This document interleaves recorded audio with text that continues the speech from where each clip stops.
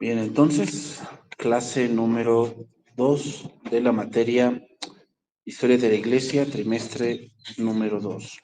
Bien, vamos a ir entonces, Ireneo, estamos en Orígenes, ¿ok?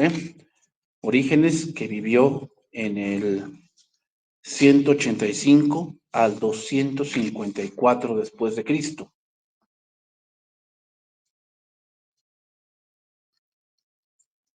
A Orígenes se le conoce como uno de los más grandes eruditos de la Iglesia primitiva, ¿ok?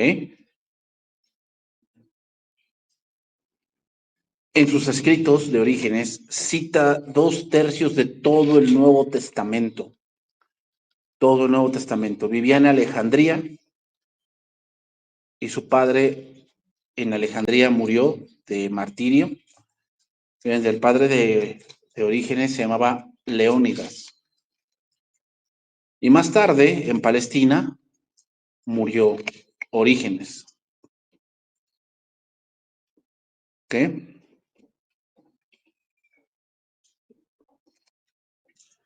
Vamos a ver otro, Tertuliano. Tertuliano vivió del 160 al 220 después de Cristo. Este Tertuliano era abogado romano.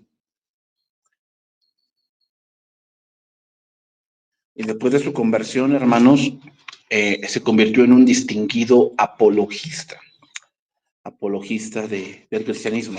Voy a decir un poco de Tertuliano. Él nació en Cartago.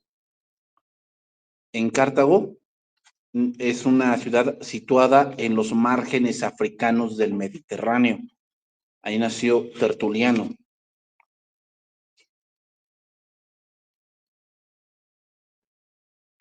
Y estos de Cartago, fíjense, se caracterizaban, esta ciudad o los hombres de esta ciudad, se caracterizaban por ser rudos, impetuosos y de costumbres casi salvajes.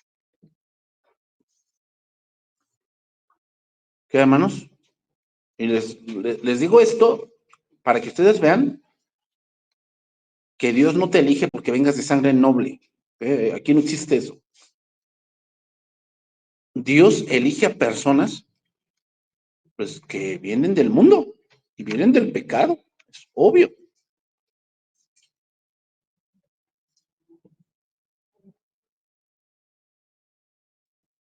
Y de ese ambiente, hermanos, de rudos, impetuosos, de costumbres casi salvajes, salió un apologista defensor del cristianismo.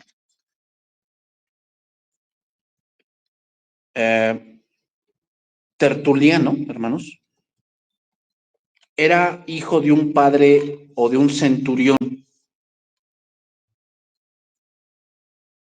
Entonces, era alguien de clase media. O sea, ser hijo de un romano, hermanos, ser hijo de un romano, era algo donde tú tenías muchos derechos dentro del imperio. Y como vieron en Tertuliano que era alguien que tenía muy buena dicción, sus padres lo iniciaron en la carrera de las leyes, esperando verlo actuar de manera sobresaliente en las contiendas. Y recuerden, hermanos, que cuando 1 Corintios habla de que no es lícito que tú lleves a tu hermano a juicio, o sea, si hay un problema, hay por eso instancias dentro de la iglesia, no es posible que tú vayas y demandes a un creyente, a uno del mundo, pues sí, métele la demanda, para eso están las leyes, pero en un creyente no. ¿Por qué? Porque sería una vergüenza que nosotros como creyentes no podamos resolver y tengamos que ir con los impíos a resolver un asunto. ¿Ok? Entonces, antes los juicios se llevaban al aire libre. Se iban al mercado y ahí estaba el juicio y ahí disertaban de muchas cosas. Entonces, esperaban ver a Tertuliano en ese tipo de cosas. Llegó a ser poderoso en la lengua griega, pero el idioma que más dominó fue el idioma latín. Pero antes de la conversión de Tertuliano, hermanos, era un hombre que le gustaban los placeres más bajos. Le gustaban los placeres más bajos que Cartago podría ofrecer. Admiraba todo lo que se hacía para la satisfacción de la carne. Ese era Tertuliano.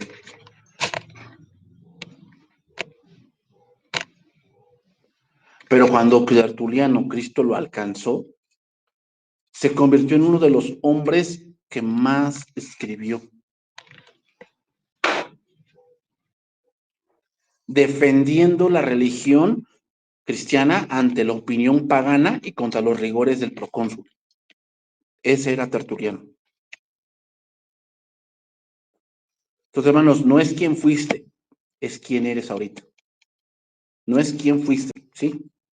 Hicimos, deshicimos, tomamos malas decisiones, todo lo que ustedes quieran. Pero eso no te define, ¿eh? El pasado que tengas, porque Cristo ya lo perdonó. Te define lo que eres ahora. Eso es lo que eres ahora, eso es lo que Dios está mirando, lo que eres en Cristo. Ese era Tertuliano. Tertuliano era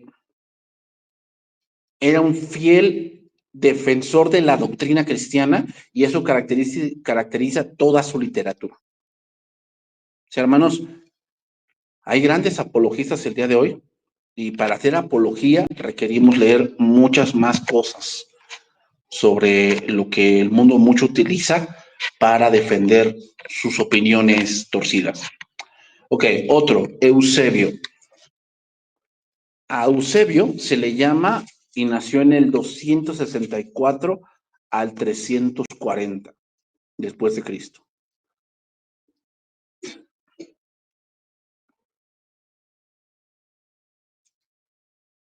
Se le llama a Eusebio padre de la historia eclesiástica. ¿Por qué razón se le llama así?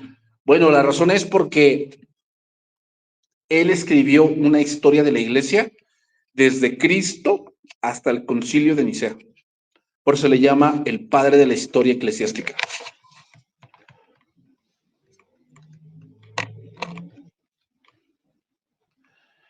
Y él tuvo mucha influencia en lo que después vamos a entrar, lo que es la iglesia imperial, Constantino. Eusebio tuvo mucha influencia en Constantino.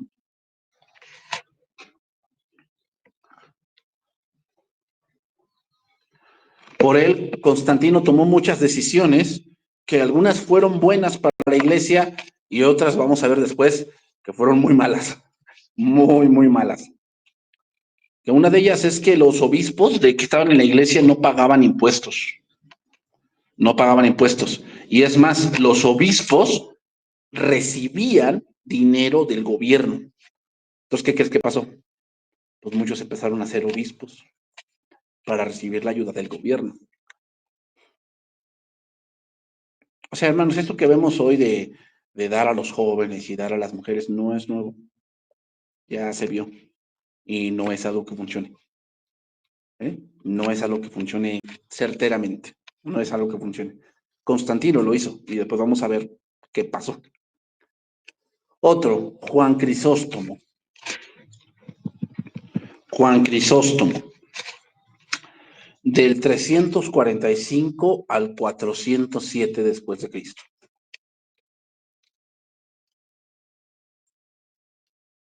Hasta ese tiempo, hermanos, era uno de los oradores más sobresalientes en ese momento.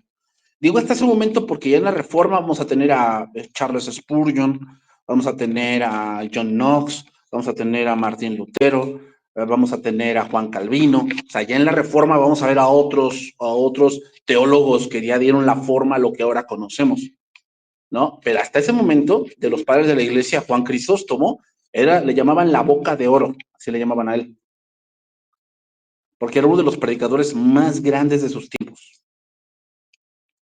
John Hus, que hizo, hay una prédica de él, ¿no? Que es muy conocida y se dice que fue una de las prédicas que más alcanzó a creyentes, que se llama la prédica Pecadores en manos de un Dios airado. Eso está en YouTube, esa prédica. pero así se llama. Es una de las prédicas que más alcanzó gente. ¿Y qué podemos decir de Charles Spurgeon? Hay libros de él, de puras enseñanzas de Charles Spurgeon. Aunque si ustedes leen ese tipo de literatura, las prédicas de Charles Spurgeon son un poco poéticas, o sea, cita mucho los cantares, cita mucho el salmo y ese tipo de cosas. No es como que a lo que estamos acostumbrados, hermanos, pero la teología de Charles Spurgeon era de muy alto nivel, la verdad. Llegó a ser Juan Crisóstomo, patriarca de Constantinopla. Eso lo vamos a ver después. El reino de la Iglesia Católica en ese momento ya tenía dos sedes, Roma y Constantinopla. Y después se dividió el reino, o se dividió la tierra. Era tan grande la parte del Imperio Romano que se dividió en dos. Por un lado estaba Constantinopla y del otro lado estaba Roma. Y pues ya sabemos que ahorita lo que permanece es Roma. Juan Crisóstomo predicaba ante grandes multitudes en la iglesia de Santa Sofía y murió en el exilio, Juan Crisóstomo. Jerónimo, del 340 al 420. Quiero que se den cuenta, hermanos, cómo, nuevamente lo repetimos, la teología es la madre de todas las ciencias. La teología es la madre de todas las ciencias. O sea, no hay ninguna ciencia más elevada que la teología. Puedes estudiar otras cosas y está bien, pero la teología te abre más la mente a otras cosas que vas a estudiar. O sea, no creas que la Biblia y lo que quieres estudiar están peleados, no. Más bien la teología es de donde sale todo lo demás. Antes así era. Por eso todos los reformadores eran monjes y eran obispos y eran, ¿cómo se llama? De otro tipo de cosas, porque antes si tú querías estudiar la escuela, meterte a un lugar de estos conventos y ese tipo de cosas, era donde tienes que estar. O sea, hoy las grandes escuelas de París y de Notre Dame y de Londres eran antes precedidas por la Iglesia Católica. Entonces, Jerónimo dice que él era uno de los más eruditos de los padres latinos. Se educó en Roma. Y él tradujo la Biblia al latín. Fíjate nada más. Martín Lutero tradujo del latín al alemán, pero él tradujo del griego al latín, que es lo que ahora conocemos como la Vulgata. Lo que ahora conocemos que tiene esa Biblia es la autorizada por la Iglesia Católica, ¿no? La Vulgata latina. La hizo Jerónimo. Y vamos a ver otro, que no me voy a extender mucho en porque vamos a verlo después. Como que es uno de los precursores de la Reforma, Agustín de Hipona. Agustín de Hipona tuvo mucha influencia en lo que fue Juan Calvino. Juan Calvino. Y de Juan Calvino no viene de él, ya el tulip es algo inglés. El tulip, que después lo vamos a ver un poco sobre lo que es el calvinismo, qué es el hipercalvinismo, qué es, ¿cómo se llama? El que fue antes, el que fue contrarrestado de calvinismo fue el arrio, que es el arrianismo, ¿no? Que ustedes adentran más en la teología, se van a encontrar con estas dos corrientes muy fuertes. Algunos son calvinistas, y calvinistas me refiero a por decir más Michael Michelin, John MacArthur, ¿cómo se llama? Miguel Núñez. Toda esa parte de reformados van por la parte calvinista, que es la parte más fuerte en la parte teológica. El arrianismo sí ha tenido su fuerza, pero no tanta como el calvinismo. Ahora, el calvinismo no es perfecto, hermanos, y vamos a verlo solo después. El calvinismo no es perfecto, tiene algunas cosas que yo no estoy de acuerdo con ellas. ¿Por qué? Porque hace pensar que la gente tiene algo por la cual Dios la eligió. ¿Ok? Entonces, hoy vemos que mucho el calvinismo ha tenido mucha fuerza, ¿no? Estamos viendo mucho las iglesias reformadas. De hecho, la teología que nosotros tenemos es un poco reformada. Pero, hermanos, reformada no quiere decir calvinista. ¿Eh? Reformada no quiere decir calvinista. Tiene algunos gajos, pero después vamos a entrar en eso. ¿Ok? Agustín de Hipona estuvo en el norte de África, en el 354 al 430.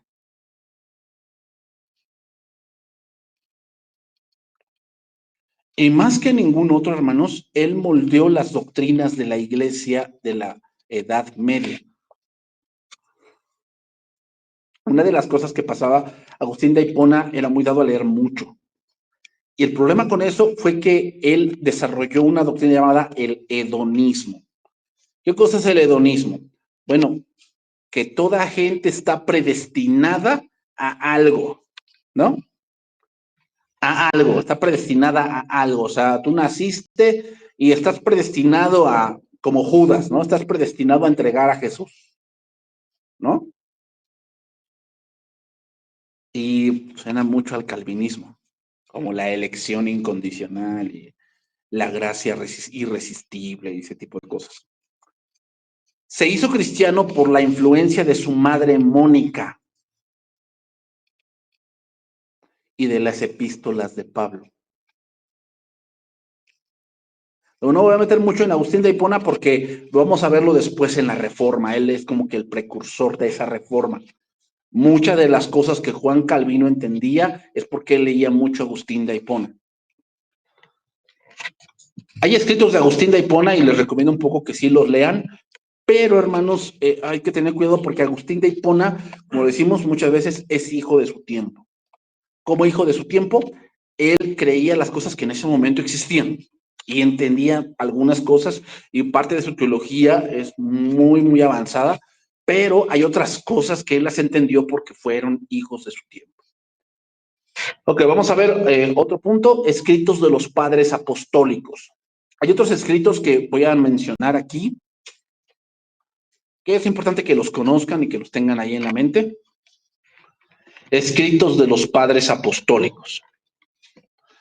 Por si tenemos ahí la epístola de Bernabé, ¿se acuerdan de él? Que Bernabé significa hijo de consolación.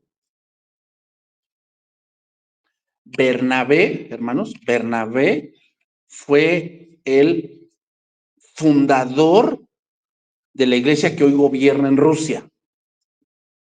Entonces, no recuerdo cómo se llama esa, ortodoxa. Bernabé, cuando se separó de Pablo, ¿se acuerdan? Que Bernabé quería llevar a Marcos y Pablo dijo que no.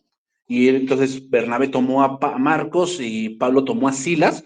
Bernabé se fue por esa parte de la India, de Afganistán, hasta que llegó a esa parte y fundó la iglesia ortodoxa.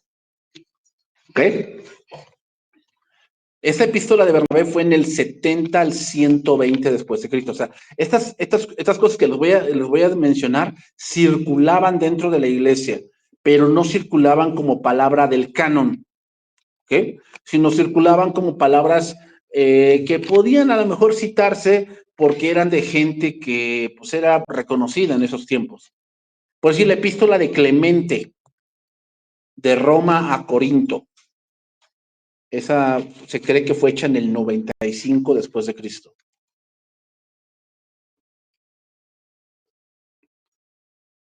Otras, las 7 cartas de Ignacio en el 110 después de Cristo.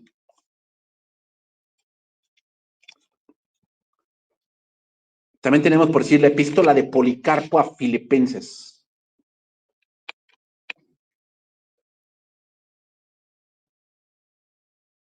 También tenemos el escrito del pastor de Hermas, del 100 al 140.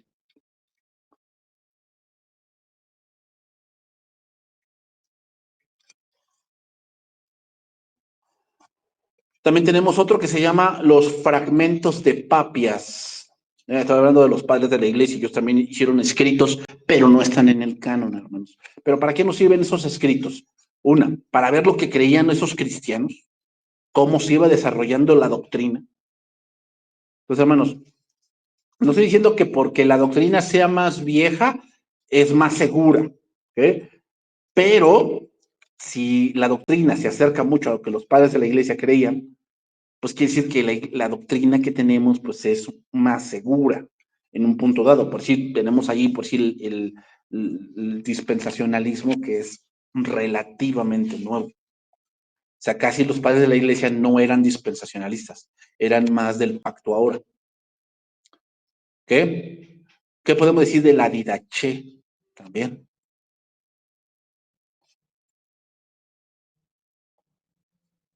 Y así anótenle ahí abajito, en letras mayúsculas. Estos son de sumo interés. ¿Por qué son de sumo interés? ¿Por qué los nombramos? ¿No? Por su proximidad a la era apostólica. Por eso nos interesan. O sea, los escritos de los padres de la iglesia nos interesan porque eran muy cercanos a la era apostólica, que quiere decir que lo que escribió Policarpo, lo que escribió Papias, era algo que él entendió porque estuvo con un apóstol, en este caso Juan, ¿no? Por eso nos interesa mucho lo que ellos escribieron, porque era casi, casi como que lo que los apóstoles entendían de tal doctrina. Entonces, por eso sí nos interesa leer ese tipo de escritos. Hermanos, bien, vamos a ver otro punto que les voy a dictar. Los concilios ecuménicos. No solamente estuvo el concilio de Jerusalén, también hubo varios concilios que se trataron de varias cosas. ¿Ok?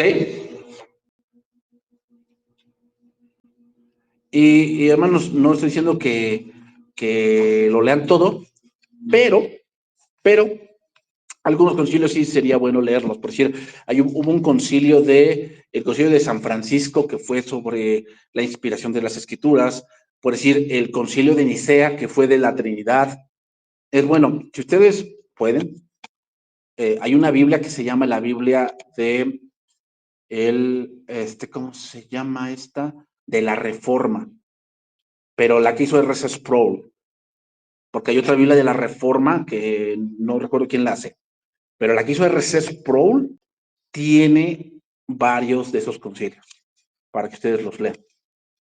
Sí, es una buena inversión, la Biblia cuesta como 2,000, pero es una buena inversión que pueden tener ahí en su biblioteca para leer varias cosas de este hermano de verdad muy utilizado por Dios, R.C. Sproul, que ya murió, pero si ustedes lo ven en internet, era un hermano era un pastor que tenía oxígeno y aún así predicaba. R.C. Sproul. Entonces, si pueden, pues comprarse esa Biblia, está muy completa, la verdad, para este tipo de cosas. Entonces, el primer número 1, el concilio de Nicea, en el 325 después de Cristo. Le vamos a llamar, hermanos, concilios ecuménicos. Fíjense bien, ya cambió la connotación de esta palabra. Ecumenismo ya decimos que es muchas religiones, pero en este caso, ecuménicos nos referimos a que eran varios obispos de varias regiones. Por eso se le llama ecuménicos. No era porque creían diferentes cosas, sino porque eran de uno de Constantinopla, otro de Roma, de Jerusalén, de África. Entonces, todos se juntaban en un punto para tratar un asunto. En el caso de Nicea, el arrianismo. Ya saben que Arrio pensaba que Cristo no era Dios con respecto a la Trinidad. Se trató en el concilio de Nicea ese tipo de asuntos. Entonces digo, nomás los voy a nombrar para que los tengan allá en la mano. Ya si después lo pueden leer, está bien, pero eh, ahí están, hermanos, que varias veces surge una falsa doctrina y se tiene que hacer un concilio para tratar esa falsa doctrina y llegar a un credo, ¿ok? A una postura. ¿Qué es lo que creemos? ¿Ok? Segundo, el concilio de Constantinopla en el 381.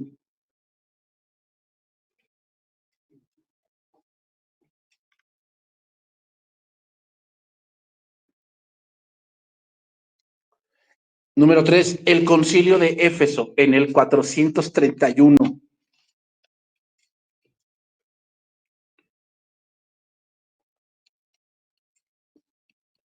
Número 4, el concilio de Calcedonia en el 451.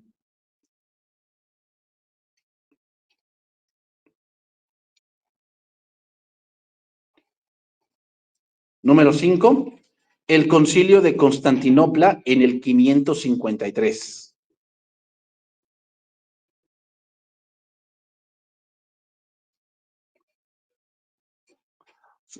Luego hubo otro en Constantinopla en el 680. En ese particularmente se definió la doctrina hipostática de Cristo, que se definió allí en el concilio de Constantinopla, las dos naturalezas de Cristo. Okay, que el día domingo, en la serie de la realidad, vamos a estar un poco tocando la unión hipostática de Cristo. Él tenía doble naturaleza, pero ¿cómo funciona eso? En ese concilio se empezó a ver ese tipo de temas. Sí, ya es más teología un poquito más avanzada, pero es importante porque hoy en día o nuevamente empiezan a surgir ese tipo de cosas. ¿Cuál es que? No, pues es que como si Dios, Jesús era Dios, ¿cómo se murió? ¿No? Ese tipo de cosas se trataron dentro de ese concilio. Otro concilio fue el concilio de Nicea en el 787. ¿Y qué se trató en ese concilio? El culto a las imágenes. El culto a las imágenes.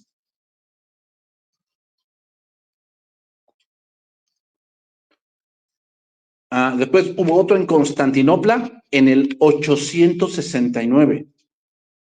Y en ese concilio hubo la división definitiva del Oriente y el Occidente. ¿Cuál? Constantinopla y Roma. ¿En qué? En el 869. Ok, hermanos, este fue el último concilio ecuménico. El último, Constantinopla, en el 869. Los demás concilios, que ahorita los voy a nombrar, son romanos solamente. Es decir, ya estaba la Iglesia Católica, ya había un papa, ya había muchas cosas que ahora ya conocemos, ¿no? El noveno concilio fue en Roma, en el 1123. ¿Qué se decidió allí? Bueno, que los obispos fuesen nombrados por el papa. Ya no era como antes se hacía, que como decía la palabra que otro lo vamos a nombrar, antes lo que se hacía con la iglesia era que, bueno, necesitamos, por decir, un pastor. Bueno, entonces el Espíritu Santo guiaba que era X, Y, Z, y entonces se tenía que poner a prueba. ¿Cómo era prueba? Bueno, entonces tendríamos que ver dónde habían militado, cuál era el testimonio de ellos, ¿cómo se llama? Cómo era su familia, todo ese tipo de cosas. ¿Okay? Cómo es todo ese tipo de cosas para ver si eran dignos del llamado de Dios. ¿Okay? Ahora ya no, ahora ya ellos decidieron que el Papa nombrara quienes para tal iglesia. ¿Okay? Después hubo otro en el 1139. ¿Qué trató de este concilio? Bueno, fue un intento por restaurar la división entre Constantinopla y Roma, pero no. ¿Por qué? Porque el Papa de Constantinopla decía que él era el verdadero y entregaba a Satanás al de Roma. Y el de Roma decía que él era el verdadero y entregaba a Satanás al de Constantinopla. ¿Cuál fue lo que ganó? ¿Por qué Roma prevaleció y por qué Constantinopla no? La razón fue el punto geográfico. Ustedes, como saben, Roma está rodeado de dos mares o del mar. Es como una bota. Eso tenía acceso a muchos recursos, lo que Constantinopla no. Entonces era más fácil quitar recursos a Constantinopla que a Roma. Por eso Roma prevaleció. Otro concilio en el 1179, todos estos son en Roma, para imponer la disciplina eclesiástica. Y ahí, hermanos, nos vamos acercando ¿a qué? A las cruzadas. Nos vamos acercando a las cruzadas. ¿Por qué fue? Que fueron por orden de el Papa. Recuerden que el motivo de las cruzadas era recuperar Jerusalén. Ese era el motivo de las cruzadas. Otro concilio en Roma en el 1215 para cumplir ciertas disposiciones de un papa llamado Inocente III.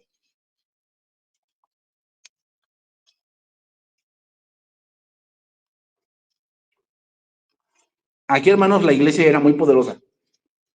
Él ponía reyes, quitaba reyes, casaba, divorciaba. De hecho, todos conocemos este chocolate, ¿no? Carlos V. Carlos V fue un hombre que cuando murió esta parte, cuando como se casaban entre ellos, empezaban a salir con deformaciones, labio leporino, enanismo, por si se llamaba, había una enfermedad, no recuerdo cómo se llamaba, pero era la enfermedad, se llama la enfermedad de los reyes. ¿Cuál era? Que si se cortaban o tenían un sangrado no sanaban. ¿Por qué? Y eso era porque había mucho incesto entre los reyes. Entonces llegó un momento en que el rey de Francia, el rey de, en este caso de España, murieron. Entonces, Carlos V fue un primo de estos dos y Carlos V llegó en un momento a reinar sobre todo lo que era Francia, lo que era España, lo que era Portugal, toda esa parte empezó a reinar él. Y adivinen, manipulado por quién. O sea, Carlos V, sí, lo recordamos por el chocolate, pero Carlos V no era alguien muy grato en la historia. Otro concilio, en el 1245, fue en Lyon, Francia.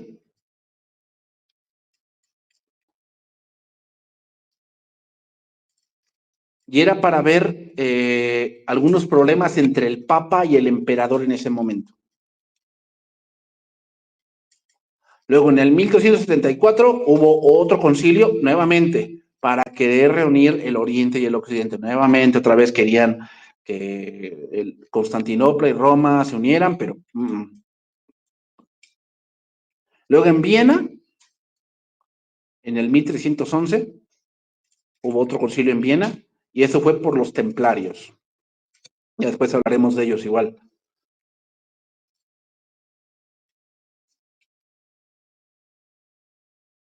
Luego hubo otro en Constanza, en el 1414. Y aquí apareció uno de los primeros reformadores, John Hus, que fue como que en ese concilio empezaron a ver la doctrina de John Hus, a ver por qué se oponía a la doctrina católica. Se tardaron 4 años en ver toda esa parte y la decisión del Papa fue quemarlo en un concilio, ¿no? Entonces, estos ya son de los romanos, ya es el Papa y todos ellos. Otro concilio en Basilea en el 1431 al 49, y esto fue para reformar la iglesia, y esto era, de aquí salieron la parte de los protestantes, así le llamó la iglesia católica a los reformadores. ¿Cómo? Protestantes. ¿Por qué? Bueno, pues porque se oponían a todo el orden que tenía Roma. Luego otro en Roma en el 1512 al 18. Este fue otro intento de reforma. En el 1512 al 18. Luego hubo otro, el último, que recordamos, 1545 en Trento, para contrarrestar la reforma protestante. Recuerden que, hermanos, ya después de esto, por decir, ya más adelante, Inglaterra se separa con ya este hombre que se quiso separar, y de ahí salieron los anglicanos, ¿no? Los anglicanos, y de ahí también vinieron lo que son los puritanos. Y otro concilio, ya en el Vaticano, en el 1869, al 70, donde se declaró la infalibilidad del Papa. Ha habido varios concilios, hermanos. Varios concilios. Bueno, de estos padres apostólicos, podemos ver, hermanos, cómo se fue llevando la historia de la iglesia. También dentro de este periodo de tiempo de la vida de la iglesia, los paganos atacaron y persiguieron a los cristianos, donde dijeron muchas cosas falsas de los cristianos, ¿no? Acusándolos de crímenes terribles y desvirtuando las enseñanzas cristianas. Esto llevó a que algunos cristianos escribieran libros que defendían el cristianismo. Y ellos les llamaban apologistas. Un apologista es alguien que defiende que lo que cree es la verdad. Eso es lo que se refiere. Y hay varias herramientas para hacer esto, hermanos. La herramienta de la lógica, la herramienta del causa y efecto, ¿cómo se llama? La herramienta del origen y el fin. Todo ese tipo de herramientas se pueden utilizar. Los apologistas tenían el propósito de explicar el cristianismo a los paganos eruditos y cultos, y para defenderlo de los ataques se vieron obligados a realizar un estudio más profundo de la Biblia. De esta manera, la iglesia progresó en su comprensión de la verdad cristiana. Y uno de los primeros que nos acordamos fue Justino Mártir, quien nació en el antiguo pueblo de Siquem, en la provincia de Samaria. Entonces, de ahí fueron surgiendo varios padres de la iglesia, por sí que se levantaba algún tipo de doctrina fuerte contra el cristianismo, entonces se levantaban hombres que iban en contra. Por si uno de ellos es el gnosticismo, que ya lo sabíamos, ya lo habíamos visto, hermanos. Entonces, siempre Dios se ha reservado hombres que luchen contra todo este tipo de cosas. ¿Ok? Entonces, durante el periodo de persecución, solo los obispos eran los que celebraban los concilios y dictaban las leyes. Pero después, hermanos, se fueron haciendo varias congregaciones que empezaron a llevar la organización de la iglesia y era muy sencilla. ¿Ok? Pues sí, vamos a ver Tito 1:5.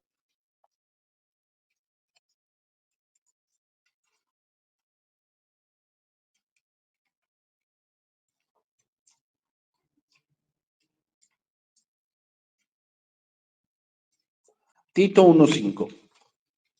Dice ahí, aquí Pablo hablándole a Tito sobre una organización que tenía que hacer en Creta.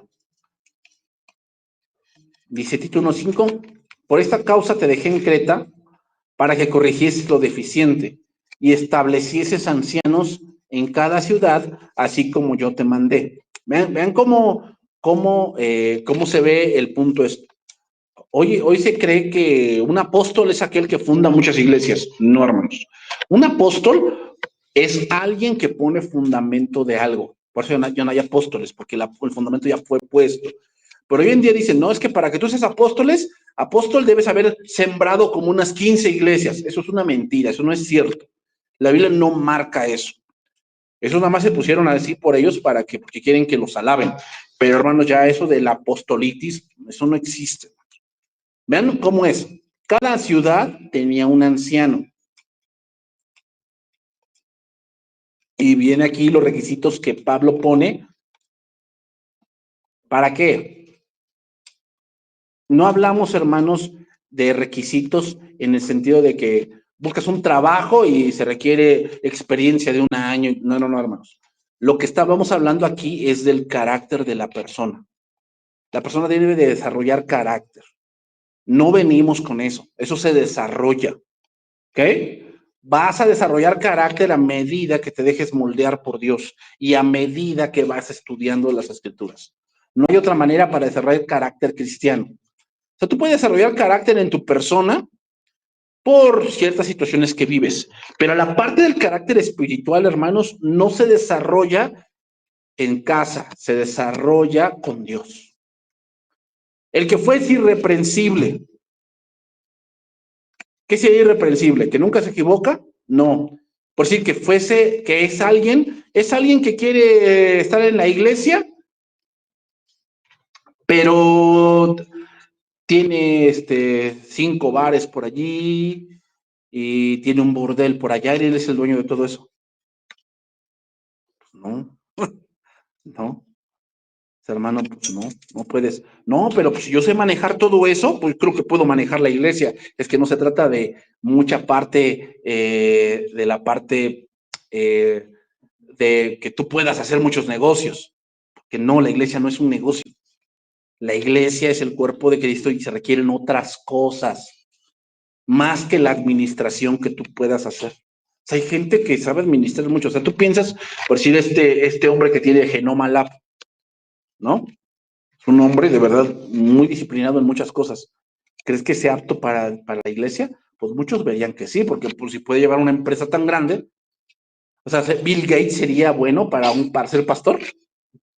Pues si lleva Microsoft y hace muchas campañas para los niños y toda la cosa, ¿será bueno para una iglesia? No, hermanos, es que no es la parte humana, no es la parte humana, es la parte espiritual. Entender que ser pastor o ser servidor de Dios implica dejar muchas cosas. ¿Ok, hermanos? Marido de una sola mujer. ¿Qué nos está indicando eso? ¿Que tiene que ser casado? No, porque Pablo no era casado, ni Timoteo era casado. ¿Qué nos está diciendo eso? Que tiene que ser hombre. ¿A poco una mujer puede ser marido de una sola mujer? No. ¿O sí? Díganme. No, es que ellos pueden ser lo que quieran ser. No, no te dejes llevar. Eso es una mentira del diablo, ¿no? Marido de una sola mujer es que es un hombre. Es un hombre. ¿Por qué se ve mucha parte del matrimonio dentro del hombre? Porque el matrimonio forja muchas cosas del hombre que soltero no las va a poder forjar. No las va a poder forjar. O sea, la primera varita de tolerancia va a ser tu esposa. Esa fue, o sea, tú dices, no, tengo que tolerar a los hermanos. No, la primera que tienes que tolerar y amar y perdonar y sobrellevar y cuidar es a tu esposa. Y eso forma carácter en ti para el ministerio. Por eso después dice que el que no sabe gobernar su casa no puede cuidar de la iglesia. ¿Por qué? Porque si la primera cosa que tienes, que son tus hijos y tu casa, tu esposa, no puedes llevarlos a Dios, ¿cómo vas a llevar a la iglesia a Dios? Es ilógico, no puedes. No puedes. Que tenga hijos creyentes que no estén acusados de disolución y de rebeldía. ¿Qué significa eso, hermanos? ¿Que tienen que ser a fuerzas cristianos los hijos? No, hermanos, porque ya cuando el hijo crece, pues el hijo va a decidir. Pero parte de esa decisión de tu hijo va a ser tu culpa. Sí. Sí, al final él va a decidir si quiere o no a seguir a Cristo. Una de las cosas que a veces como padres cometemos, el error que cometemos, es que hacemos pensar que al hijo que ir a la iglesia es un castigo. ¿No? O sea, y ahora para que se te quite vas a ir a la iglesia conmigo y como que ven como un castigo, entonces ¿con qué lo asocian? Pues con lo malo, ¿no? Y él tiene que entender el por qué tú vas a la iglesia.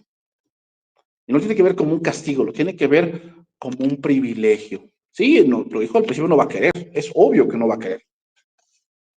Es obvio.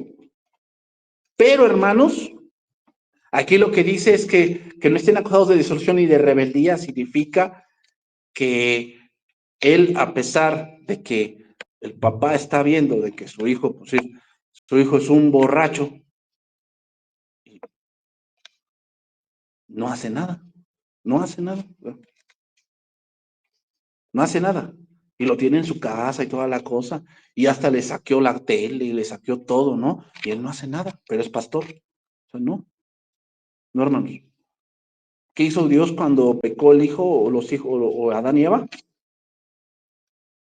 Lo sacó del huerto. Sí, hermanos. O sea, vas a vivir aquí, ok, tú no quieres creer en Dios, ya estás grande, ya tienes 100 años, dijo. Bueno, vas a vivir acá, pero las reglas son estas. ¿No quieres las reglas de mi casa? Allá afuera hay mucho espacio. Pero sí ha tocado que hay hijos que, pues, también no quieren nada con Dios. Eso no lo puedes cambiar. Tú como papá no lo puedes cambiar. Pero lo que sí puedes cambiar es que tu hijo, pues, se quiera salir con la suya en tu casa. En tu casa. Allá afuera, pues, si se quiere reventar, pues, adelante, ¿no? Eso no te vamos a recriminar como pastor que pues, tengas hijos que son no creyentes y que pues allá afuera están reventando y vive solo. ¿Está bien? Pues, sí, ya decidió. Pero en tu casa, mete prostitutas en tu casa y hay juego de dominó en tu casa y todo ese tipo de rollos. En tu casa, pues, como que no va, ¿o sí? Versículo 7. Porque es necesario que el obispo sea irreprensible como administrador de Dios, no soberbio. ¿Qué significa no soberbio? Que no piense que todo se trata de él. La soberbia es ego, ¿no? O sea, piense que él está en el púlpito para presumir cómo se viste, todas las decisiones que hizo en la semana. Eso es lo que Dios quiere en un obispo. Entonces, lo que vemos más. No, estaba yo con el Señor. Y en ese momento el Señor me dijo, no,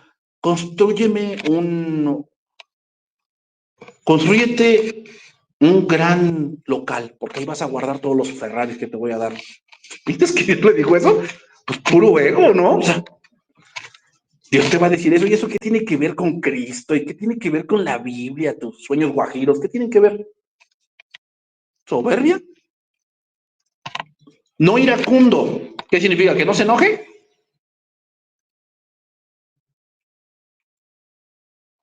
No, significa que sea una persona que tenga dominio de sí misma.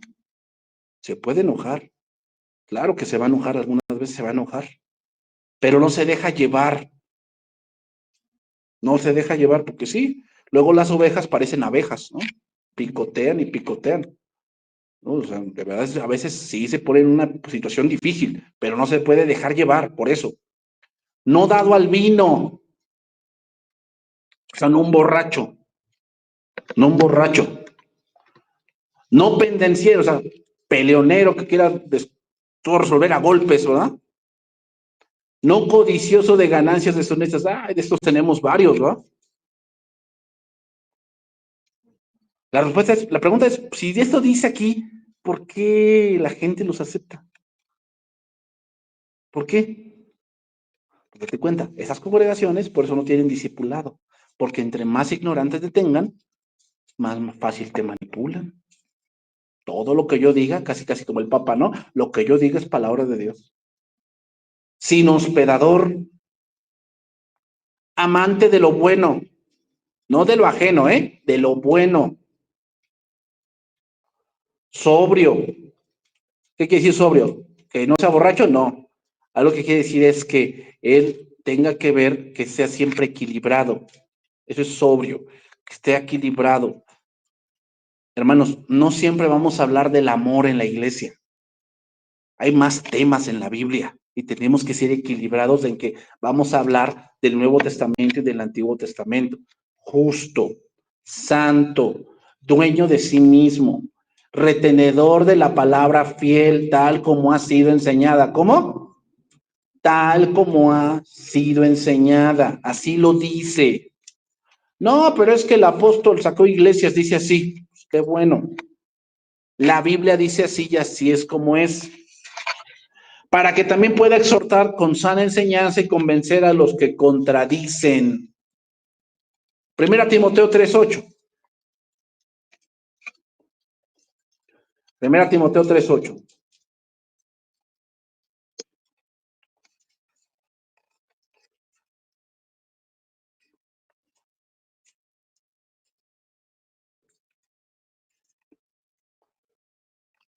Nuevamente, aquí Pablo da otro tipo de cosas que se deben de ver en el carácter. ¿Qué, hermanos? Miren, nadie va a cumplir con cabalidad todo. Nadie, ¿eh? Nadie. Pero esa es la meta. Esa es la meta. Hermanos, por si como hombres, tenemos que llegar a ese punto dentro de nuestra casa. O sea, antes de la iglesia, o sea, no querramos ser candil de la calle y oscuridad en la casa. O sea, sí, a veces en la iglesia, pues somos muy piadosos.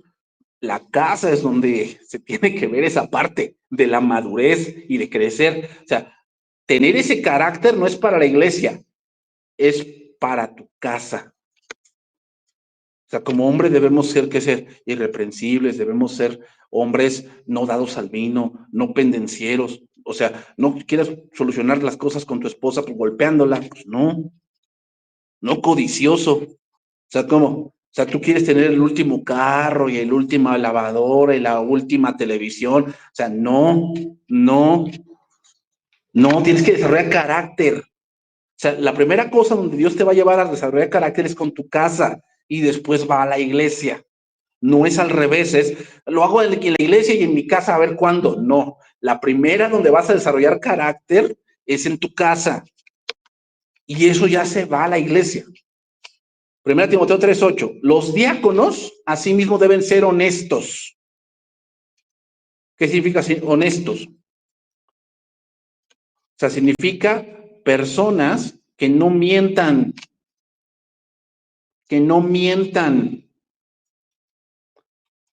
Y la primera cosa a quien no se debe de mentir es a ti mismo. No te debes mentir. O sea, hay cosas que no puedes hacer, que no sabes hacer y que nunca las vas a poder hacer. Punto. ¿No? Hay ministerios a los que quieres llegar, pero no tienes las habilidades para eso. No los tienes, no te engañes. No las tienes. ¿No? ¿Cuánta gente quiere cantar? Pero cada vez que canta, pues, le sale Gallo Fernández. No puede, y quiere, pero no te engañes. No, debes ser honesto. Hay cosas que pues, no puedo. Sin doblez. No dados a mucho vino, otra vez, ¿va? O sea, ahí dados a mucho vino significa también no tener algún vicio. O sea, debes abstenerte de vicios. O sea, a lo mejor tu vicio no es el vino, es el cigarro.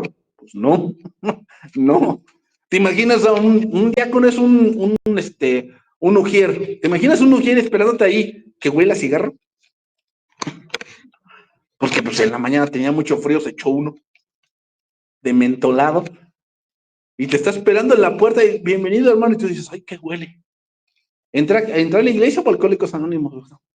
¿No? O sea, ¿te imaginas? O sea, no puedes tener un vicio. Ahora, ¿cuál es el nuevo vicio? Bueno, sí, hay gente que no puede vivir sin el Facebook. ¿No? Y como algunos hermanos que dicen, hermano, ¿por qué no lo pones en silencio? Tú, si sabes que vas a venir acá, ¿por qué no lo pones en silencio? ¿Qué tal si me llaman de la lotería? ¿En verdad? O sea, ¿no crees eso? ¿Crees que te van a llamar de la lotería? ¿En plena reunión? O sea, Dios te va a bendecir callando su palabra. ¿No? No codiciosos de ganancias deshonestas. Ay, ¿qué? El amor al dinero es la raíz de todos los males. Que guarden el misterio de la fe con limpia conciencia, es decir, deben de ser gente no ignorante. No ignorante.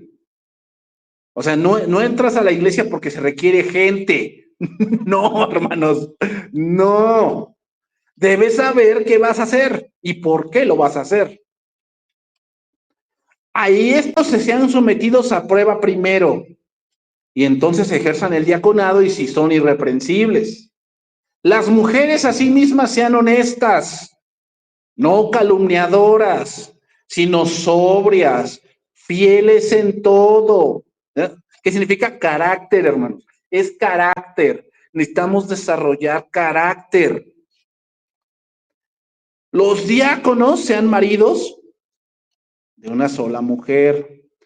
que gobiernen bien sus hijos y sus casas. Hermanos, te voy a decir algo, gobernar bien tu casa no es que, pues aquí me llega un rumor y por aquí te tundo el garrote a mi hijo para que vea que yo aquí mando. Gobernar aquí en el griego significa el que va al frente. Si tú dices que oren, es porque tú oras. Eso significa gobernar, el que va al frente, el que va jalando. Vayan a la iglesia. ¿Y tú? No, es que se atravesó el partido y pues. Y muchos papás así como que, no, pues como yo soy el hombre de la casa, ustedes hagan lo que yo diga, pero no lo que yo haga. No. Alguien que gobierna bien su casa es el que va al frente. Vamos a leer la Biblia, no es mándalo a leer la Biblia. Es vamos a leer la Biblia juntos. Sí, hermanos, requerimos tiempo. Hay que dar tiempo. Y vamos a quitar tiempo de la diversión y tiempo de tu salida y tiempo de tu helado, sí. Pero es el que siembra, lo que siembras vas a cosechar. Eso se debe gobernar bien tu casa. Tus hijos van a amar a Dios porque ven que tú amas a Dios.